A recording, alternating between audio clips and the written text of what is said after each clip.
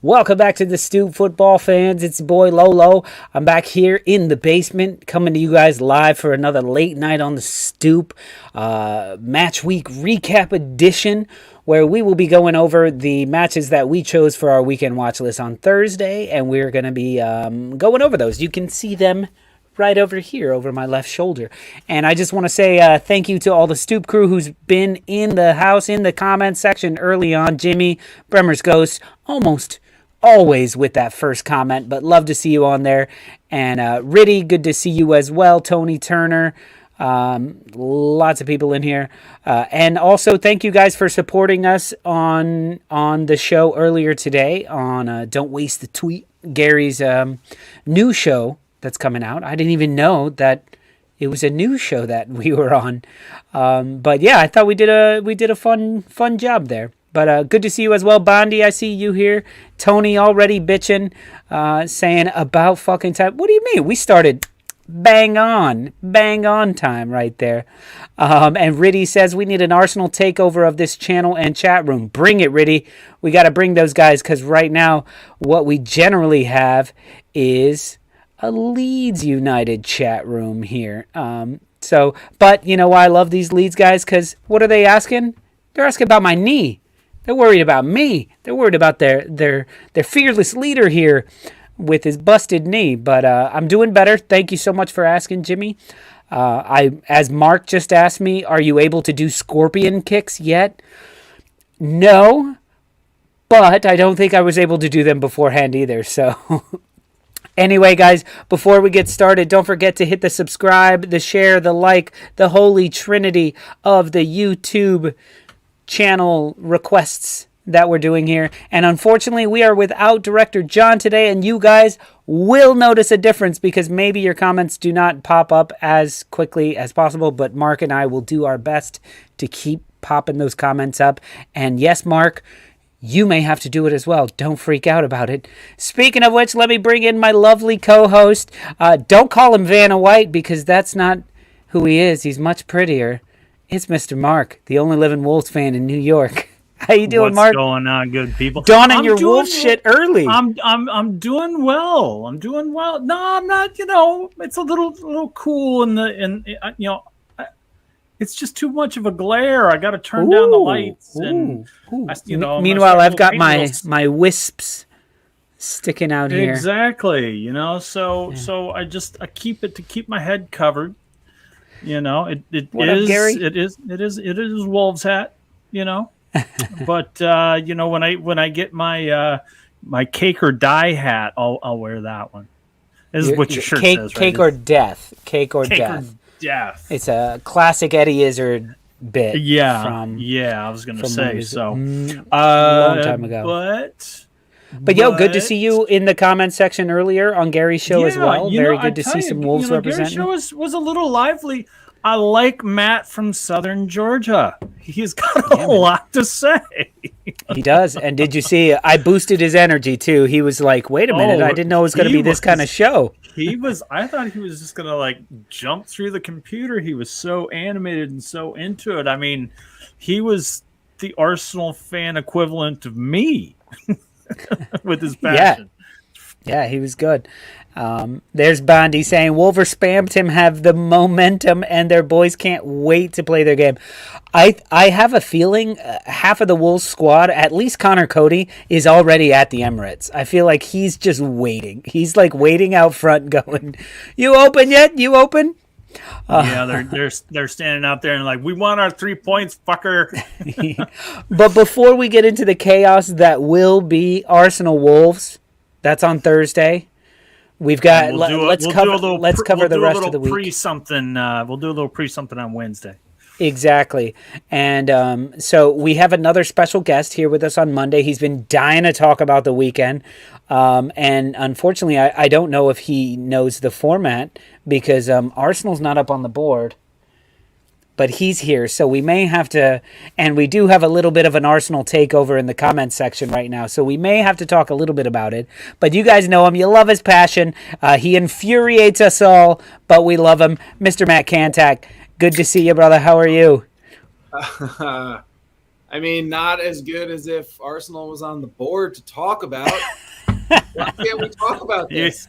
Because you got to play someone better than Brentford. I mean, did we get the result? So Matt, we'll go ahead and give us a brief moment because I've been talking about Arsenal for the last hour. Yeah, and a half. that was the trip. You should have tuned into the trip. Too much family commitments on this wonderful holiday of ours today, unfortunately. Oh shit! It's a holiday. So Matt, give us your brief rundown. What did you think about the Arsenal Brentford match? Good 3 points at home. Didn't have to be as close as it was, but Lee Mason, ladies and gentlemen, Lee Mason. That's all I can say. Should have been 3-0 in the first half, and what are you gonna do? Possible goal differential will come into play in the next 2 months, and we'll see what happens. I mean, we played well. We should have scored from free play more than we did. We didn't, and a crucial goal was taken away. Yeah, I agree. But 3 points nonetheless. We got through that. Pepe came on late, and I think that was a revelation. I felt like Pepe should have started. If you're going to play form, he was in form, and he came in to training as well and excited people in training. So I feel like, hey, if there's ever a chance to play him and give him a start, Brentford would be the time to give him the start, not against Wolves. So, I mean, Brentford beat us when Pepe was on the fucking field.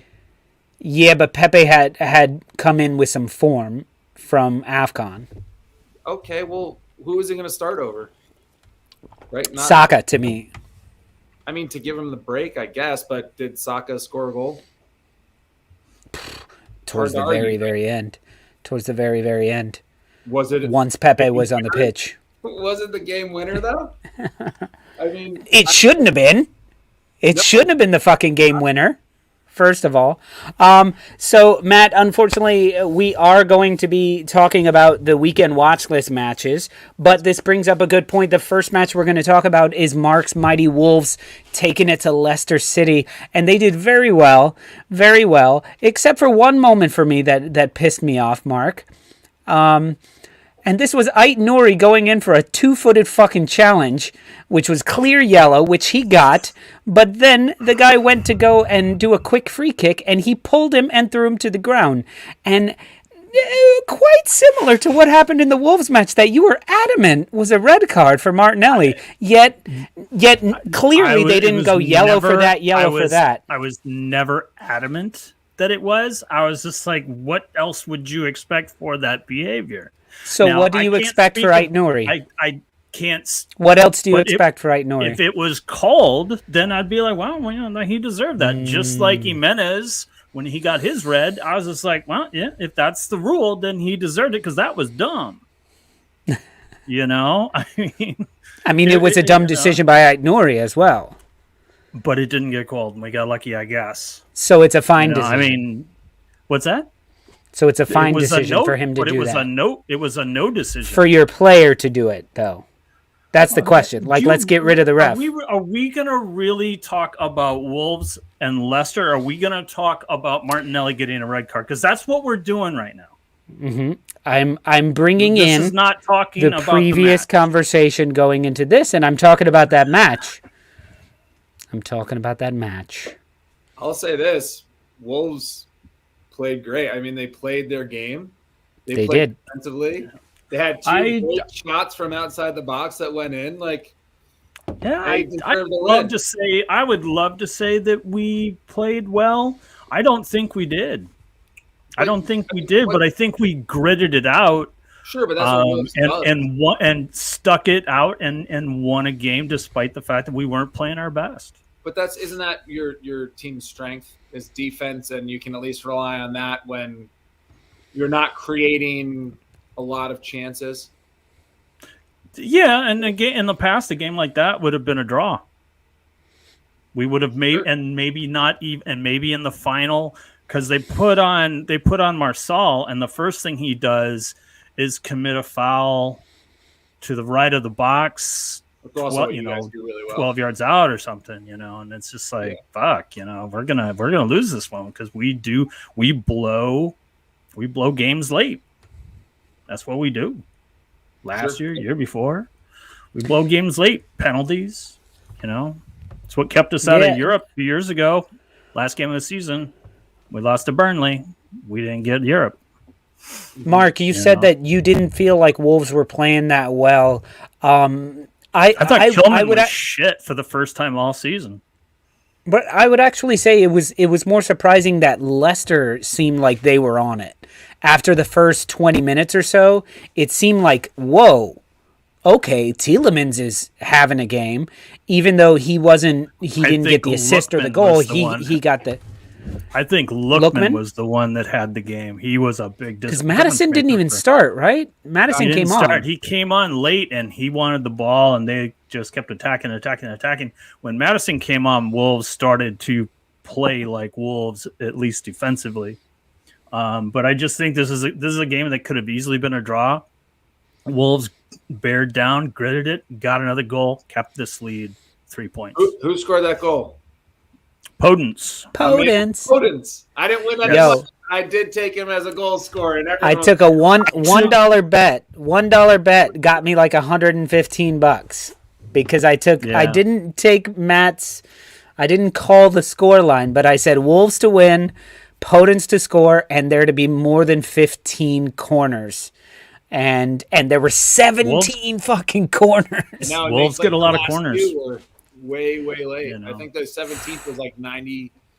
Yeah, it was late. It was very late. What's up, Military Gooner? Good to see you on there as well, my friend. We got to get you on the show sometime, my friend.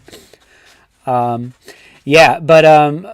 Mark, to me this match epitomized the new look Wolves, where yes, you can win 1-0 matches, but this became a bit of a slugfest where it was.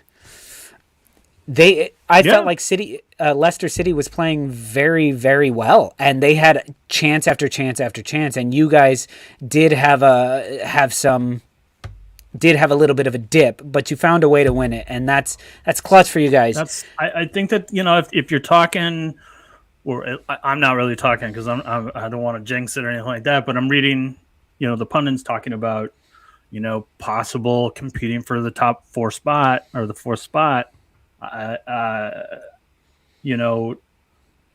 This is why. This is a game like this is why you might consider us competing for the top 4 is because this is a game we could have easily lost, and it's 2 points that we didn't think we were going to get. We don't score as much, although since the new year we've been scoring decently. Let's I would say calm down with the top 4. It was a Leicester that didn't start Madison or not. I'm just saying what I've been reading. I don't think they're going to be top 4. I think you guys are in a firm top 6 race. Yeah, like what Arsenal is really in is a top 6 race. We could ceiling top 4. Talk to me after the West Ham game. If we can do what we should do against Arsenal and West Ham, and we get 6 points between Thursday and Sunday, which is a big ask, but still, if we got 6 points, I might say we's given top 4 a run. And look, that's fucking amazing. Didn't you say you thought your guys were going to get relegated at the beginning of the year? No, that was you. That was the other white bald guy.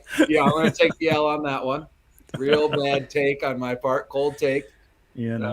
But I'm excited. It was a big moment to see Neto come on the pitch, and actually almost score because Schmeichel was still trying to pick himself up off the pitch after Saw knocked him down. I don't know if you've seen it at the end when Schmeichel comes up because it's a corner kick. Schmeichel comes running up. And Saad jumps up and gives it a bat, but kind of catches Schmeichel in the face with his elbow. And then he goes, "What? I didn't do nothing." Neto gets the ball and just races down the pitch. It was so good to see him back. He-chan is back. You got everybody back. You've got everybody, right? It gives us options and makes us a little deeper for this last 12-game run. It'll be fun. It's gonna be nuts. I was happy to see that you guys beat Leicester, but I was kind of going for a draw, even though my money was on a Wolves win. I was kind of going for a draw, which just goes to show you where Wolves are at. Where you beating Leicester isn't like, yes, they took out Leicester. It's like, oh fuck, they're still right behind us. Okay, so good win for you guys, and going into a crucial match on Thursday, which we will get all into on Wednesday and early Thursday morning. Crazy 4 days for the Wolves. It's going to be an amazing one. We'll get into that. Who do you guys play this weekend? We play you guys on Thursday. What are you talking about? This weekend. We play West Ham on Sunday. Who do you guys play this weekend? I think we're off again, aren't we? Isn't that the Liverpool match? Damn, you guys get a lot of time off. Shut up. These makeup matches are going to be tough for you guys. We're off that week. I think, Liverpool are playing in like a final or something like that. So we're off on the weekend, which is good for us, but it's all part of the plan. Get rid of all the other competitions that we don't want to be in, so we only play once a week, even when we have midweek matches. Women's and red cards. That's the plan.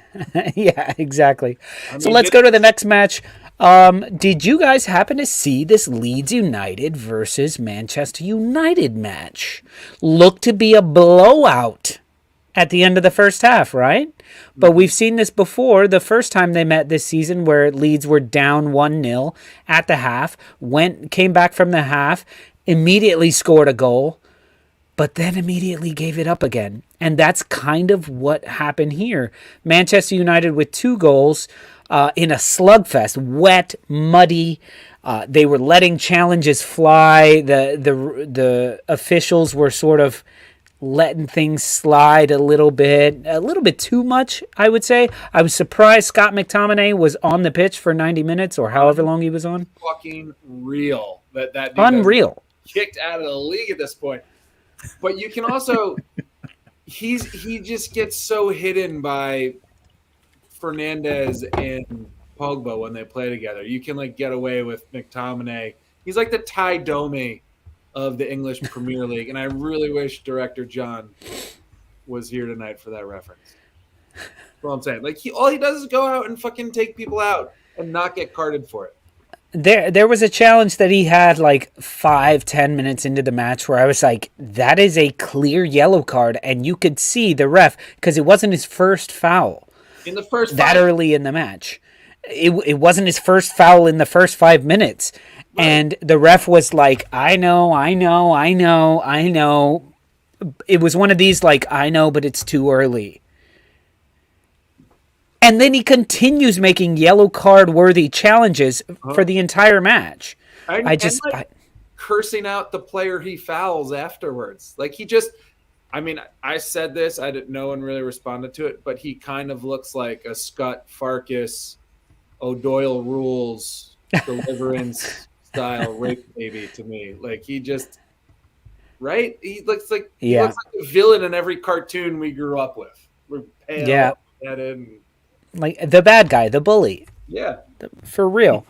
I was surprised he lasted the entire match, or I don't know if he came off at a certain point, but he was there forever making terrible challenges. And then when he was even on a yellow card, and then he came flying in for a challenge, and they called the foul, and you heard the commentators go, and they didn't say anything, going ugh, you shouldn't have done that.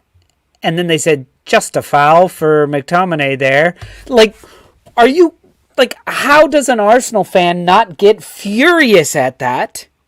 I mean, and Mark's rolling his eyes, but I mean, Mark, it's fucking silly at this point. It's fucking silly. Let's even take Arsenal out of the equation. That's ridiculous. The fact that he was on the pitch for the entire time is fucking ridiculous. There's a lot of things I don't understand. Like, for instance, if we want to talk about who should have been sent off, and granted, this was pretty late in the match. This was into stoppage time. But how come Romero can commit a handball in the box, in the 6-yard box, and not get a yellow and be sent off because he got a yellow 20 minutes earlier? That's the biggest one for me. Okay. It's like, I don't understand how Romero didn't, but I know we're talking Leeds, but if we want to talk about handballs in the box, they don't give Reece yellows James unless it's home. real, unless Reece it's James went home for a handball in the box because he blocked it going in. That's a difference. If he blocked it literally, if his hand wasn't there, the ball goes in the net. This was a shot. Okay. And he was kind of protecting his face. I didn't think they were going to give the penalty. We'll get to that in a minute. But Romero was a cross. But are we really going to bring that play up and not talk about that? That's where let's finish talking about Leeds, and then we'll get to that. I don't understand, and that's even one of them. McTominay should have gotten sent off. I don't know which foul, which thing. I have no idea. In complete agreement. I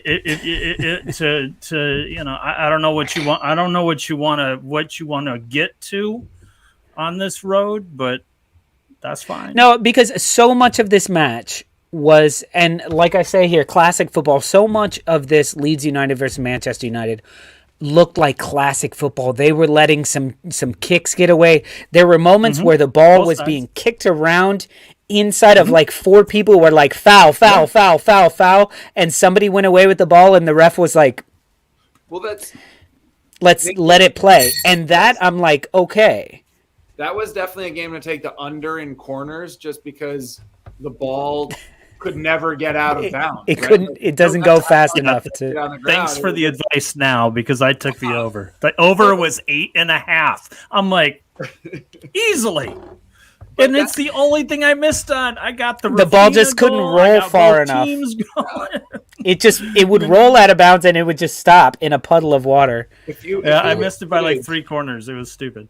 If you look at footage, like old games back from like the early 90s, late 80s, the pitches were in such shit shape back then that you didn't even need rain. It was just like bomb field, and the ball never went out of bounds, I assume. Well, I just would like to see puddles of mud, like when you watch those old footages and they're just like, it's just a mud bath, and like despite the fact that there was probably 3 inches of rain on Ellen Road, there's like no mud. I mean, there's players getting a little muddy, but they're not just like covered in it, which would have been awesome. Landscaping has done wonders. Yeah, exactly. For the laundromats and such. Yeah, it was a very, very fun match, especially for a neutral to watch. But then the 2 goals by Leeds so quickly just showed you, like, just keep going, just keep doing that, whatever the fuck that was. Yeah. Even though Rodrigo's goal was a fluke, because it was probably a cross. I mean, from that far out, and the wind just kind of took it in. I wanted Rodrigo to just go. Yeah, like, shrug his got head, it. I guess. But I think it was just a super emotional match for Leeds and for a Leeds fan to, be down 2-0. You come back at halftime. You make your substitution at the half with Gelhardt and Rafinha, and then you score 2 goals in 10 minutes, and then Ragnick counters with his substitutions, and they both score.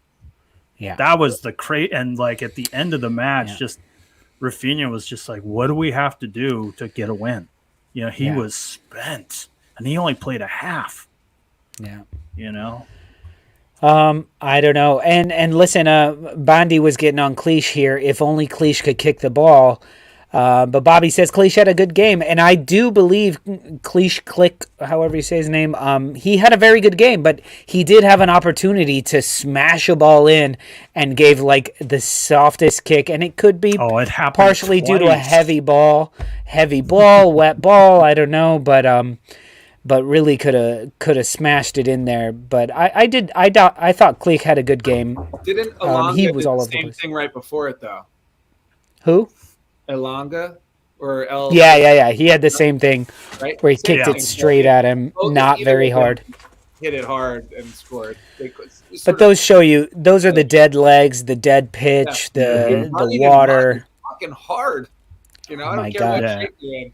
Running in mud Can't for imagine. 90 minutes will tire you out. Man. Absolutely, and the fact that they just no one on that started on the squad has gotten a rest. Yeah. You know, I mean, Not at all. These are players that aren't getting a night off to have someone else come in and fill the role. You know, these guys are having to play just night had after 2 night weeks after night. off. They don't have international players. What are you talking about? Yeah, they do. Okay. Rafinha, their best player, was in fucking Brazil and played every match for Brazil. And then he came back and got married. And that's why he got the first half off. Everybody else fucking, you know. Yeah. But no, it was. It's not like we're talking about your Man City here, where those players and have weeks off. I mean, Leeds basically had 2 weeks off. Well, Chelsea and Man City also have 3 squads. I think that's what we're getting at is the same players play week in, week out for them, and it's a little rough. Not saying they train that way as well. They train their asses off for it. But I think the worst outcome about this match was afterwards the joy in the Manchester United players' faces, hugging each other and high-fiving, and I was like, don't bring them together. Don't, like, the one saving grace about Manchester United right now is that they're so divisible. They're so, if something's not working, they start to turn on each other, and this felt like a moral team victory, and I was like, no, we don't need that. We don't need that in the league. Like, come on. And Bondi, you're totally right. Firpo was running on the beach the whole time. It looked like Firpo was running in a foot of sand the whole time he was out there. Any other thoughts about this match, guys? No, it was fun, but moving on. Yeah, it was a tough loss for Leeds, and it's only going to get tougher. So I hope they have one of them miracle 10-min matches coming up, because they get City, Liverpool. Yeah, they've got a rough run. Somebody else in there. Liverpool. They have Liverpool like Tuesday or Wednesday, actually. Tomorrow or Wednesday, I think they have. It's a rough run for them. All right, so speaking of the other team at the top of the table, Manchester City lost 2 matches this season. 2 of what? The 3 matches they've lost this season have been to Tottenham. What the fuck? And Military Gunner pointed it out. He sent me a screen grab that he actually called it during happy hour. He said, how about a Tottenham beating City? I did not see it. I did say that Tottenham was going to come out stronger than they have been, because they play up. Generally, they play better against better teams, even when they lose. But this just looked like City being the City that we know they can be, which is a little lackluster and a little like, we'll beat them, we'll win eventually. And they looked a little arrogant and slow. And Tottenham were up for it. And every time they went ahead and City tied it up, they found a way to get another goal.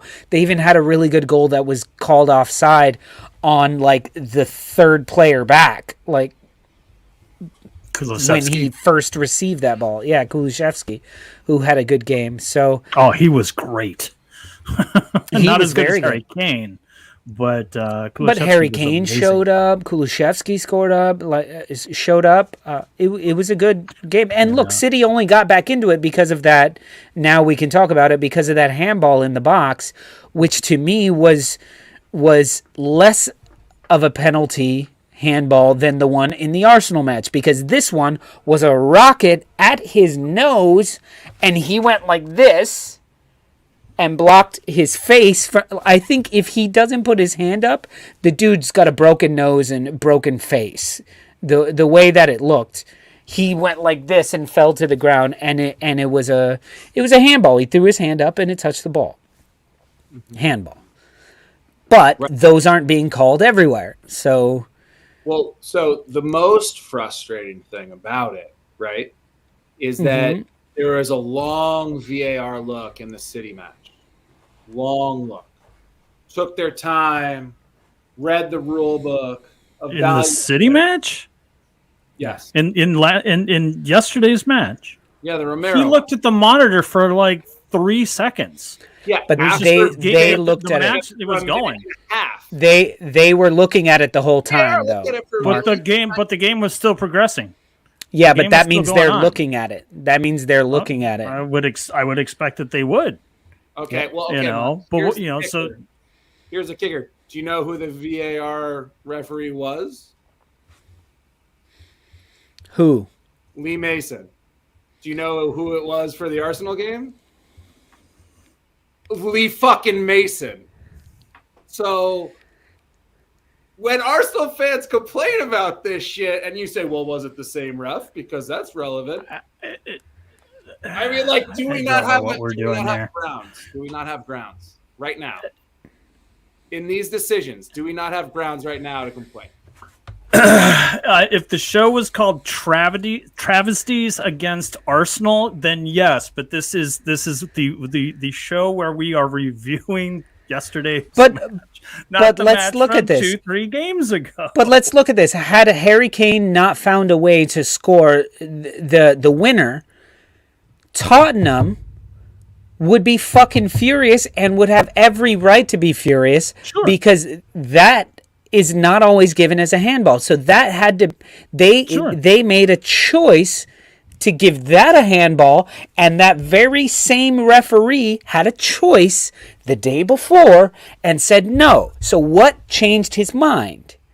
There's a cadre of refs that are underground the office building of the Premier League, and they debate this. And they're like, Lee Mason, you will never give a positive call against Arsenal. And then heard. I wish it was that, Mark. I wish it was that. But no, it's individual. It's individual choices. No one said it's conspiracy, man. All I'm saying is, wouldn't you be fucking like, hey, that goal might hurt us with the way the league is playing out this season? No? Okay.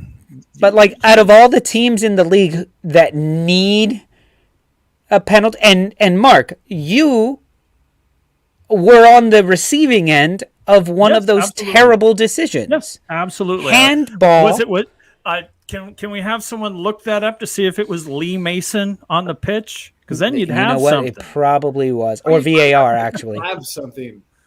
Lee Mason, he was urging for, by all accounts, on the English broadcast during the City game, it was Lee Mason pushing for a longer VAR check. I don't know that. I don't know that. I mean, I'm just saying, Manchester City were being outplayed by the team that should not be named, the team that I fucking hate. They were being... To get me to be disgusted with a decision that would hurt Spurs just has to show you how fucked up I think that decision was to give that handball away when actually it would keep Spurs from getting 3 points. I was going like, this is not a handball. This is not based on calls that we've seen all weekend, and not only in the Arsenal match. I was shocked that it was given as a handball, yet also going, well, it's City. They need help. They need all the help they can get. There's no conspiracy against Arsenal, says Bobby. Leeds, however... No, and that's the thing, is it may not be against Arsenal, it may not be against Leeds, but you're definitely starting to see, not even starting to see, you're definitely seeing that there are calls that are in favor of other teams. And it's silly. It's fucking silly. I don't know that it's in favor of other teams or against Arsenal. It's just infuriatingly inconsistent. And it cannot be so subjective. And I think that's what you get when you implement VAR or instant replay, whatever you want to call it. These inconsistencies that really make the technology irrelevant. I mean, it's I don't know. I don't know what else to say other than it drives me insane. Right? Like, they're supposed to get the call right, and they fuck it up one way or the other. You know? Yeah. It just so happens to go for the league leaders this time. Yeah, well, when it comes down to a choice, you decide, because there's no letter of the law here, you decide. So we can go back to the Raul red card for blocking the free kick, the Martinelli double yellow in 2 seconds, the no double yellow on Ait Nouri, the no yellow on Scott McTominay holding Cucurella, the no yellow card, multiple yellow cards on McTominay in the Leeds match. All of these where you see them being given out to other teams willy-nilly. But then when you get to the bigger clubs in the league, the top of the table teams, not even top of the table with United, but that it's the inconsistency that's fucking driving me mad. Yeah. And Mark, you've been on 2 of those terrible decisions where you guys should have drawn with, what was it, Chelsea or Liverpool? It was Man City, it was the handball, and the other one was either Chelsea or Liverpool. Well, there was a handball in the Chelsea match that wasn't called on a breakaway goal. By Podence was on a breakaway, and there was a pass, and the guy stuck his arm up, and it was never called. Conte, yes. Yeah. So it's the inconsistency that's driving me fucking mad. That being said, the outcome of this match ended the way that I feel it should have, which is with the Spurs went not before the match, but after watching the entirety of the match. Spurs were the better team on the day, and City were throwing everything they could at them, but it was already too late at that point. They had come out sort of lazy and expecting to win, and Tottenham under Nuno and under Conte seems to have their number. And so the title race is on. Liverpool are 6 points behind them, and they play them.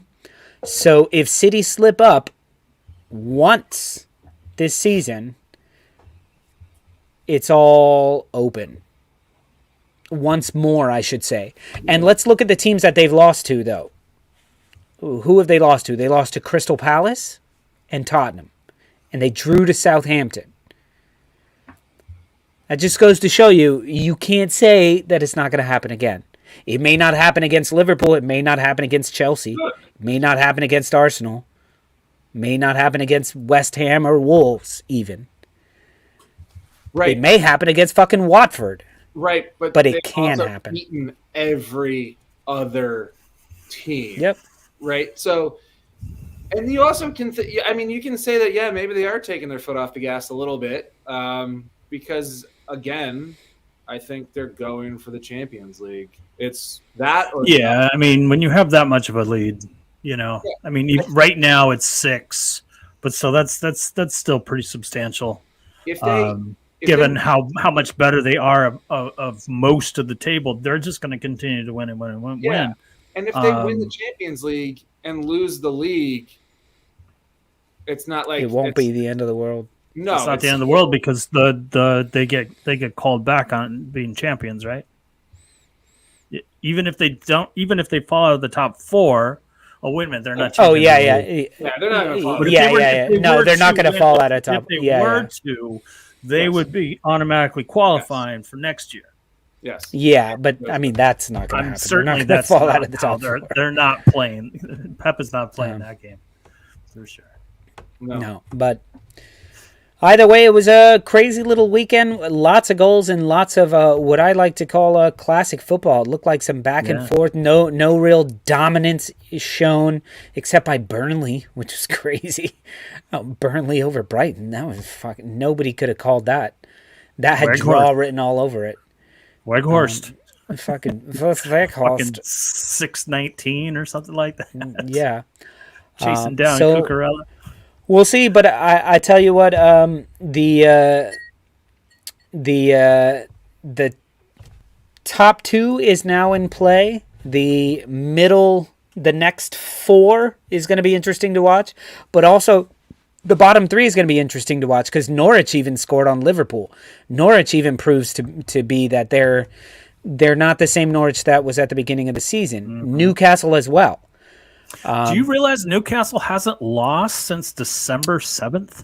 They are in some form, and they even did it this week without. They haven't been winning, but I mean, they even did it this week without Trippier. Yeah, they played well. Actually, I think more West Ham played like shit. I mean, West Ham is sort of showing that these days. Hey, listen. Yeah, I'm hoping we catch them at a good time next Sunday. But and Crystal Palace even against Chelsea, had Zaha put 1 or 2 of those away that he had the opportunity to, it may not have been a 90th minute winner. Yep. What was it? Yeah, Ziyech in the 89th minute. Ziyech, yeah. But fun week. So we have tomorrow, or not tomorrow, Wednesday. We have 3 matches: Burnley, Tottenham, Watford, Crystal Palace, Liverpool, Leeds United. And then we have Arsenal Wolves on Thursday. So maybe tomorrow we go into a deep dive of Arsenal Wolves because, we're going to be wanting to recap some of that action on Wednesday night. And then maybe Thursday morning we put a show together for Arsenal Wolves. What do you guys say? Maybe. Quite possibly. Quite possibly. I don't know. I might try and hoof it up to a Wolves bar, just for the shits and giggles of it. Never know, man. All right, man. Well, guys, it's been fun talking to you guys. Thank you guys for all the comments in there.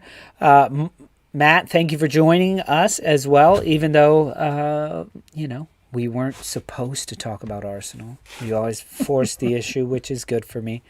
But Mark, good win this weekend. Good win. And thank you for winning me some money.